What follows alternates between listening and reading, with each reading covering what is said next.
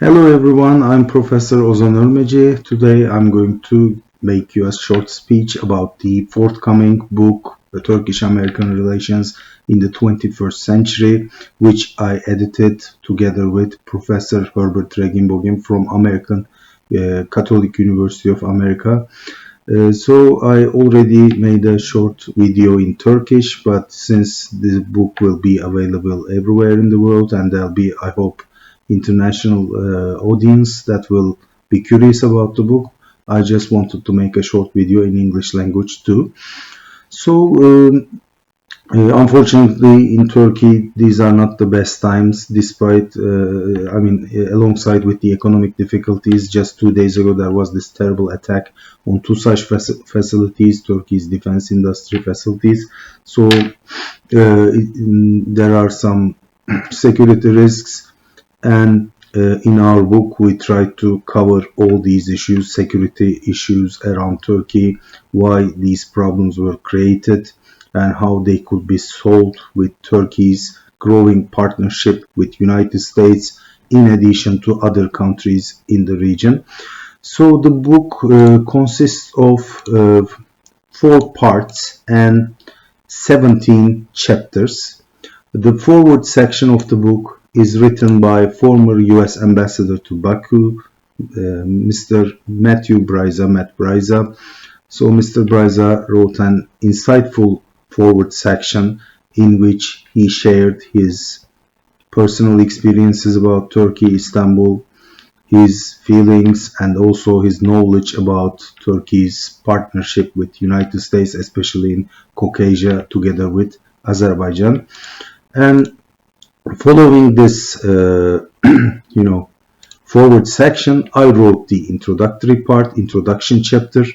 In this chapter, I tried to summarize the story of the book, how the book project was initiated together with Mr. Reginbogin.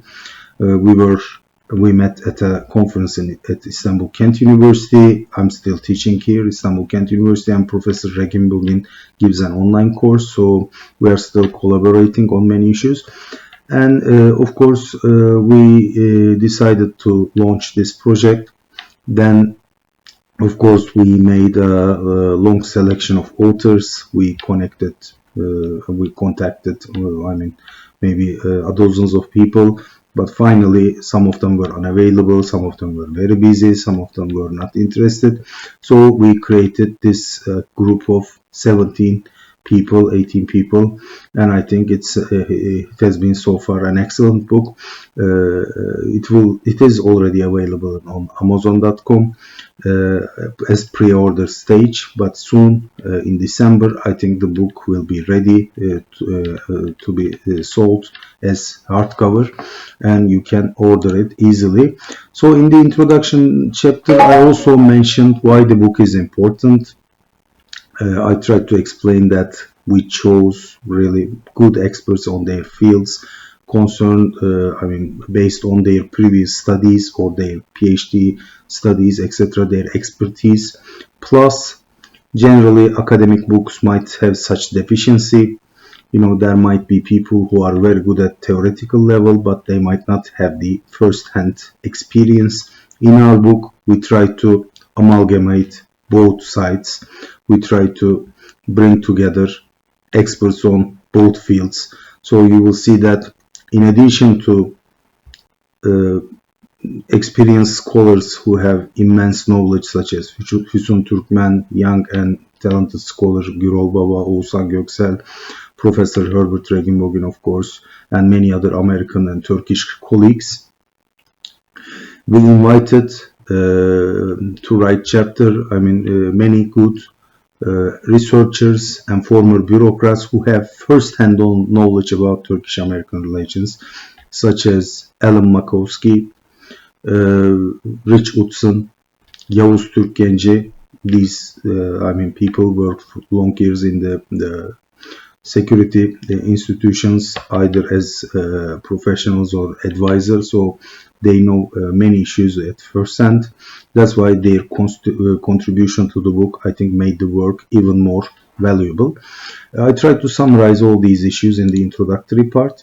Later, the first part is named Historical Background of Turkish-American Relations. Of course, as the name suggests, in this book we try to bring together authors that will summarize the different historical parts of the Turkish-US relations. The book starts with Emeritus Professor from Galatasaray University, Füsun Türkmen's chapter on Ottoman-American relations. I'm sure you'll like it because it basically summarizes everything that we know, plus she adds some new dimension by comparing the past to today's situation, etc. So I think it's a very valuable contribution. Second chapter is written by a dear colleague, Murat Kasapsaraçoğlu from Istanbul Aydın University. Murat basically analyzes the Cold War chapter. Again, it's a very good summary of what had happened, and objective approach is there. So I'm sure you'll remember and learn many issues from that chapter as well. The third chapter is written by me. It's about anti-Americanism in Turkey, retrospectively and also today. I mean, in 60s, 70s, the anti-Americanism of the far left movements in Turkey, and in the 2000s now more Islamist as a reaction to Iraqi war. Of course, in 2003 there was a growing anti-Americanism in Turkey. Now there is again, with what happens in Gaza, unfortunately very tragic video footage coming from Gaza. There is another wave of anti-Americanism, now mostly targeting maybe Israel, but also some degree of anti-Americanism. And of course, this chapter will analyze this from a political psychological perspective by quoting Gordon Allport. I already made some studies about political psychology as part of Turkish Political Psychology Association. I was a good reader of Vamık Volkan, a Turkish Cypriot, kind of founder of political psychology branch in politics, who also advised former US presidents, I think. And I think then this will be a good chapter again, basically summarizing what we already know, plus adding by a new dimension by comparing the past with today. Fourth Society is written by Helin Sarı Ertem from Istanbul Medeniyet University. Helin Hoca also tries to summarize the course of events in Turkish-American relations, starting from early 50s, the commencement, the start of the strategic partnership during the Cold War settings, then some problematic parts, Johnson letter, Cuban Missile Crisis, 1970s opium crisis, Cyprus crisis, of course, but restoration of each time Turkish-American alliance. Later, another problematic era starts with, of course, Kurdish question, PKK problem, terror, violence, plus American strategic interest in the Middle East, Americans' 100% support for Israel, while Turkey's growing Islamist identity, creating some problems between two partners. This is the fourth chapter. These are the four chapters of the first part. Second part is named Current Problems in Turkish-American Relations. There are again 4 chapters within it. The fifth chapter is written by Professor Reginbogin, Challenges Facing Turkey-US Relations. Professor Reginbogin analyzes all details and issues about problematic issues in Turkish-American relations recently, starting from Obama period, including Trump and Biden presidencies.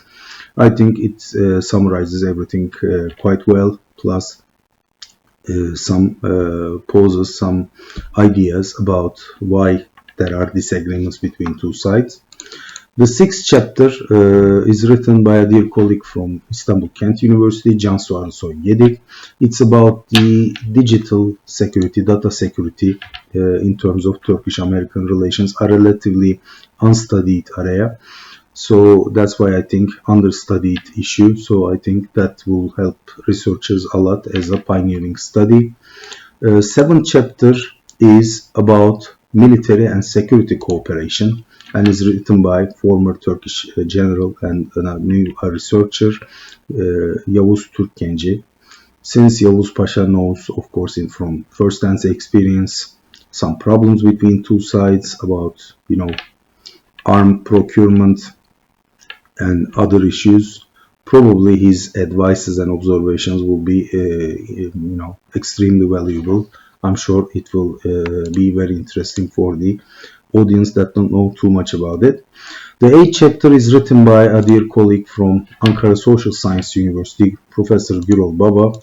Professor Baba, I invited him to this project personally because he is making some, again, pioneering studies in terms of Turkish foreign policy, but he's largely unknown in Turkey because he's writing mostly in English, and he publishes in Australia, United Kingdom, United States, etc. But I think his assessment of how non-Western world, so Russia, and especially Russia in the Turkish context, but I should include China as well and Iran as well, so how their weight over Turkish politics affect Turkish-American relations. So of course, Turkey, in my chapter, you will see that Turkey's anti-Americanism, Turkish people's anti-Americanism are not based on a specific hatred towards US. But obviously, these countries are, compared to Turkey, more anti-American. They have ideological hostilities or lifestyle-based hostilities in the case of Iran towards US. That's why their, effect over Turkey also maybe help anti-American groups to get stronger in Turkish politics, Turkish media, Turkish academia, etc. So I think this chapter will be again very valuable in that sense because it's original. The third part is named Key Areas and Issues in Turkish-American Relations. There are again 4 chapters within it.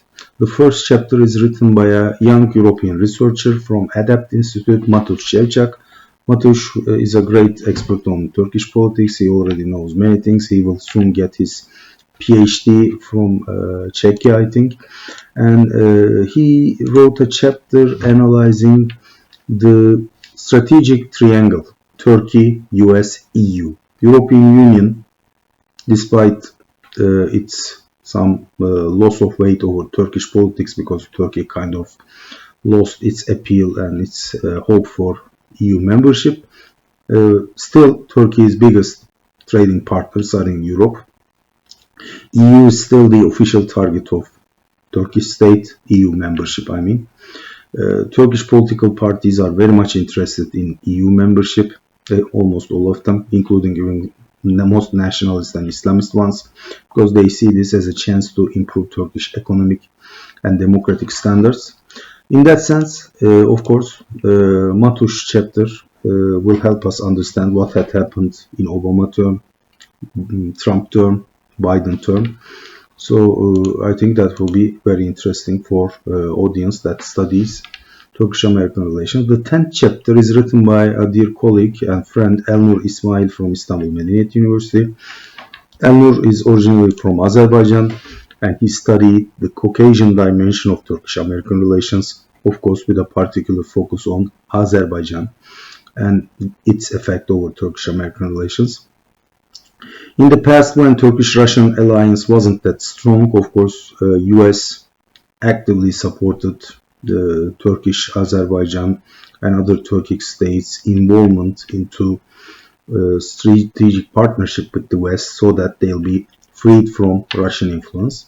But recently, with Turkish-Russian relations getting much better, Russia also seems kind of quite open about Turkey's partnership with the Caucasian and Central Asian countries. Turkic States Organization was built. It was already built, but it was dysfunctional in 2009. But in the last 4 or 5 years, it has become very functional. Its name was changed. Before it was Türkkeneşi, Türk dili konuşan konsa, Turkic speaking countries. Now it's Turkic States Council, the Council of Turkic States. So the Organization of Turkic States, Türk Devletleri Teşkilatı. So it's much more functional. In that sense, Azerbaijan is among these states Turkey's closest partner. Of course, Turkish Republic of North Cyprus is an unrecognized state, an observer state in Turkic States Organization. Is of course, I mean, it's a small state, but that's the best partner of Turkey. But if we accept TRNC, it's Azerbaijan. But recently, with Israel issue, of course, Turkish-Azerbaijan relations are now being tested, and we will see how it will proceed. 11th chapter is written by a colleague from TRNC, Turkish Republic of North Cyprus, Özker Kocadal from International Cyprus University. And Özker, as a Cypriot, of course, he studied the East Med and the Cyprus problem, or Cyprus issue, let me call it. So, in the Eastern Mediterranean, what does the US trying to achieve? In the East Med, what are Turkey's official theses? Mavi Vatan, Blue Homeland. Is it an official doctrine or not? What does this mean for Greek interests, Cypriot interests, Israeli interests, Arab interests in the region? So all these questions are tried to be answered by this chapter by Özker. So I'm sure you'll like it. The last chapter within this third part is written by Oğuzhan Göksel from Marmara University, a dear colleague. And Oğuzhan Hoca analyzed Turkey's two mainstream parties, one center-right, one center-left, AK Party or Justice and Development Party. Some call it AKP also. It's not an, kind of negative wording. It's just the abbreviation of the party. And Justice and Development Party comes from an Islamist background, but it has successfully filled the whole center-right vacuum in the country starting from early 2000s, and Erdogan has been so far very successful in terms of electoral results. And AK Party's approach to Turkish-American relations, of course, it's quite fluctuating. Sometimes it was much better, sometimes it was less. There were some reasons for this. It's not one-sided. When there are bilateral relations, of course, it means minimum two sides plus, as Gürol chapter suggests, there are multiple sides, non-West, plus other Western actors, EU, etc., Turkey's internal dynamics.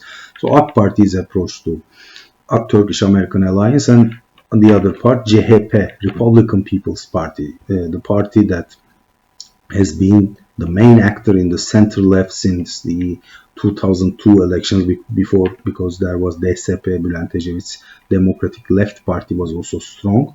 But since 2002, the main center-left actor in the country is CHP. It's a pro-secular and somehow pro-EU party, although having some strong Kemalist reflexes as well. And CHP's approach to the Turkish-American Alliance. CHP has a new administration, Özgür Özel is a young and new chair who became the head of the party just a few months ago, and he had a miraculous victory in the local elections a few months ago. The party has a new foreign policy administration as well. Our colleague, Professor İlhan Uzgel, is now heading the CHP's foreign policy. They are not at the government position, but such big parties, similar to British politics, they generally establish shadow cabinets, so they make these people who are expert and who are specializing in their field. That's why Professor Uzgel's views are important, representing CHP's approach and what they can do if they are coming to the governing position soon. The fourth part is about the future. So we added, normally my books, I made another Turkish-American Relations book with Professor Hüseyin Işıksal from Cyprus. I made with dear friend Dr. Aurélien Denisot, researcher and academic from France, Turkish-French Relations. It was published by Springer. So in these books, generally we made history, current issues, and key areas and topics. Now for this book, since this is election year in the US, there'll be in a few days election will be resulted, and either Kamala Harris, Madam Harris, or Mr. Trump will be elected. So the new administration also, of course, will have to face with some tough realities. Relations with Turkey is getting really problematic. Anti-Americanism is extremely high in Turkey.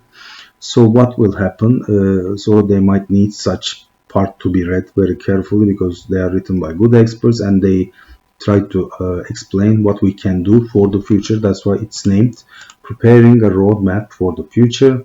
And this part has 5 chapters. The first chapter is written by an American colleague, Mark Meirowitz.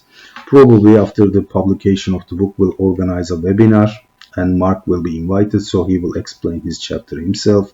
But again, completing Professor Herbert Reginbogin's chapter, this chapter tells us all problematic aspects of Turkish-American relations and shows us some ways to solve fixed problems. Second chapter is written by a colleague from Hacettepe University, Şebnem Udum. Şebnem knows American politics very well, and she wrote again the problematic issues and how they can be solved. Şebnem also is an expert on political psychology, so she knows the political aspects of problems as well. You know, I think it was President Jim Carter said, and his advisor was Professor Volkan, which I mentioned earlier. Looking at the problems between Egypt and Israel, he said maybe 80% of our problems are caused by psychology. So these are not real problems. These are psychological barriers. Most of the political issues in every country, in Turkey, including the Kurdish question, Cyprus question, or Ukraine, Russia, Gaza, Israel, Palestine conflict. Of course, there are security problems, social aspects, etc. But again, in terms of administrations, there is obviously a psychological part of it. If we could somehow solve the psychological aspect, maybe problems could be solved as well. If both sides have the intention to solve the problem, of course, because you've seen what happened in Turkey with the last terrorist attack, when ultra-nationalist party leader is mentioning about peace process, there is an attack coming from Syrian Syrian Kurdish terrorist organization against Turkey's military facilities, not even military facilities, military technology facilities. So that shows that both sides should have the will to solve problems in all issues. And Şebnem's chapter might be, of course, helpful in understanding this. The 15th chapter is about economics, written by two colleagues from Ankara, Professor Güven and Feride İnan. They wrote about the economic aspect of Turkish-American relations, and they added again a new and made an original contribution.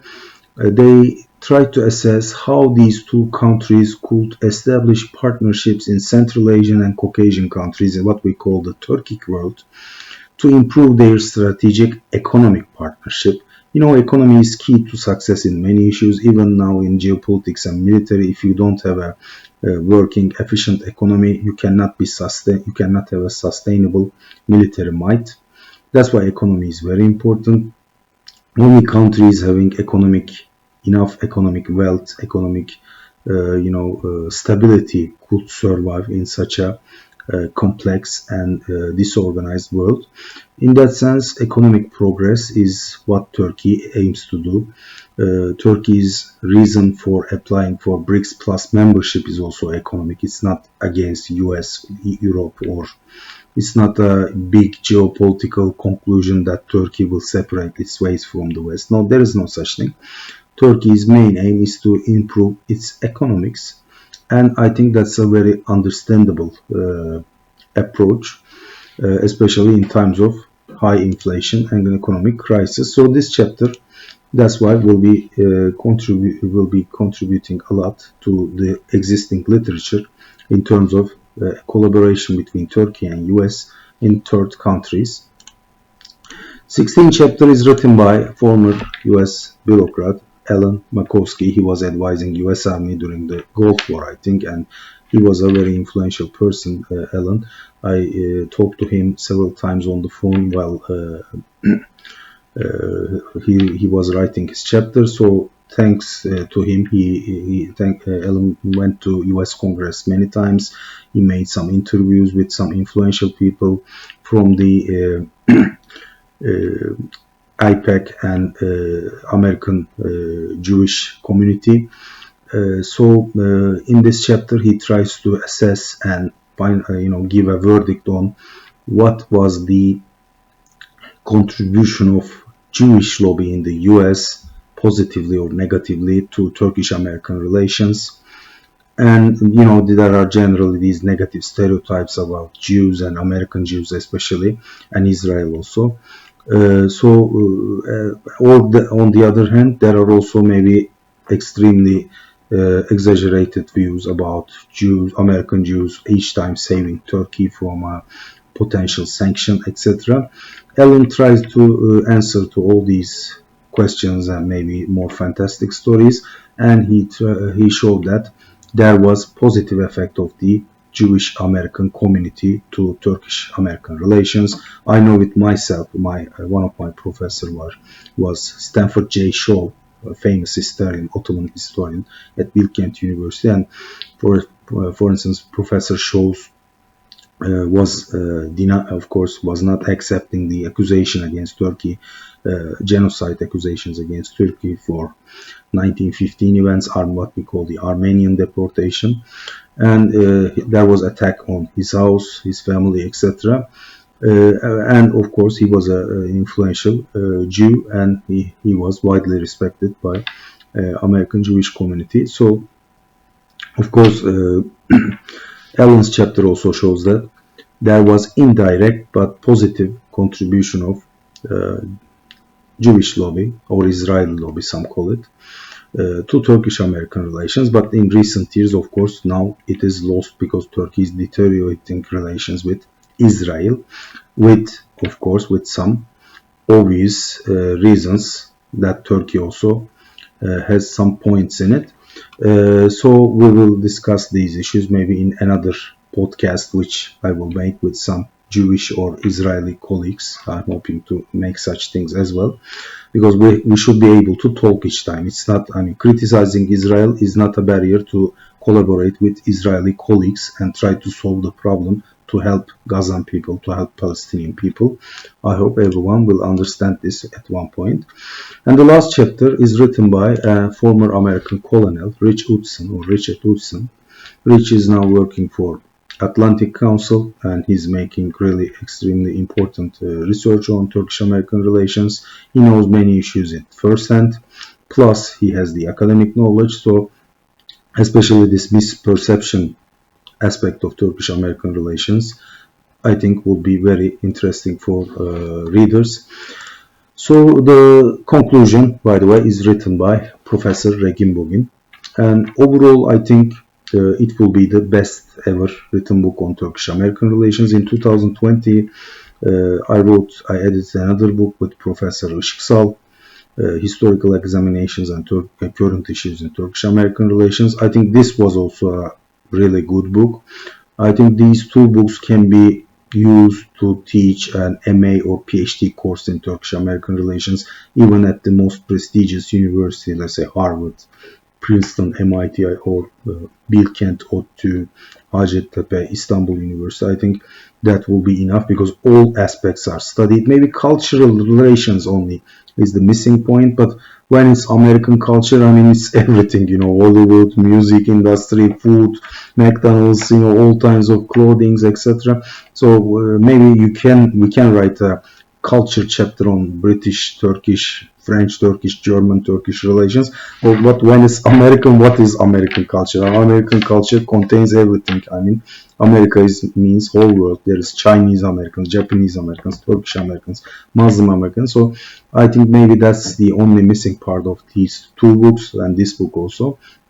But I think that's also understandable because, as I mentioned, it's not like American culture contains everything. So you cannot separate American culture from other cultures. So maybe that's why it's not so specific like French culture, Turkish culture. Maybe that's why we didn't add this. It could be a book of itself, even for Hollywood and its effect over Turkey could be a book of itself. That's why we didn't have this chapter. Overall, I think it's a quite good book.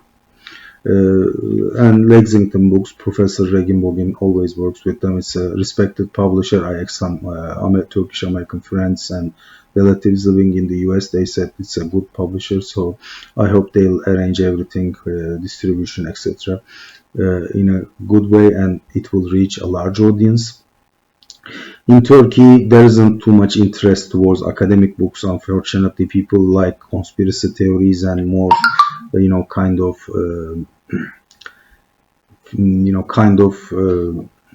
emotional speeches, not real academic or cold-blooded speeches. People like more emotional, hot, anger, tempered speeches, nationalist, Islamist, hate-based, etc. That's why I don't expect too much sales in Turkey, but I hope it will be a very commercial. It will be a commercial success in US, Europe, elsewhere, and the rest of the world. And I hope Turkey also will join the rest of the world one day in terms of being cold-blooded, being objective, and less emotional. But having said this, Turkey also should be able to defend itself against terrorist attacks, because Turkey is being targeted by several terrorist organizations, and unfortunately none of our NATO allies or other allies not in NATO, they don't help us a lot. So we might have our own mistakes, but I hope our friends also will understand that terror cannot be tolerable, acceptable in none of the conditions. So that's why I hope there'll be more support coming for Turkey. I thank you all for watching this. If you could buy the book, I'll share the link in the explanation part in the YouTube. So I hope you'll enjoy and you'll use it. And I'm encouraging young researchers and scholars to write better books. In Turkey, generally, when you do something, people always snub. They don't like it. You never been to United States. Why you write a book about United States? Okay, you don't have to go to USA. I speak very good English. I can read all English material. So I can write a book about US politics, plus I write the Turkish aspect of US politics. That's why we have the other editor, Professor Herbert Reginbogin, who is an American. So that's why I think the book will be really academically will be a success. Commercially, we will see. I'm not sure. Thank you all for watching this. See you at another occasion. Bye.